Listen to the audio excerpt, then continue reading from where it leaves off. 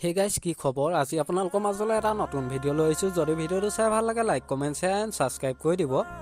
এসময়ত অভিনয় জগতত খলকনি তোলা জনপ্ৰিয় অভিনেত্ৰী আঙুলতা ডেকা খবৰটো পাইছেনে পুনৰ অভিনয় জগতলৈ ঘূৰি আহিছে নেকি বাৰু জনপ্ৰিয় অভিনেত্ৰী আঙুলতা ডেকা এই সকলোবোৰ জানিব পাৰিব এই ভিডিঅ'ৰ যোগেদি গতিকে ভিডিঅ'টো সম্পূৰ্ণকৈ চাই থাকিব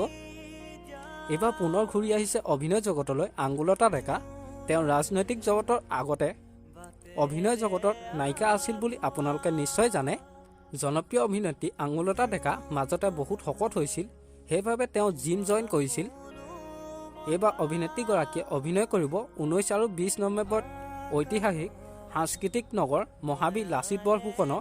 400 বছৰীয়া জন্ম জয়ন্তী উপলক্ষে বুৰঞ্জী লিখা তৰোৱাল নামৰ এখন নাটকত অভিনয় কৰিব অভিনেত্ৰী আঙুলতা ডেকাই আমাৰ আজি ভিডিঅ'টো ইমানেই আছিল যদি ভিডিঅ'টো চাই ভাল লাগিলে যিমান পাৰে শ্বেয়াৰ কৰি দিব আৰু নতুনকৈ চেনেললৈ কোনোবা আহিছে যদি ছাবস্ক্ৰাইব কৰি ল'ব আজিলৈ বাই বাই।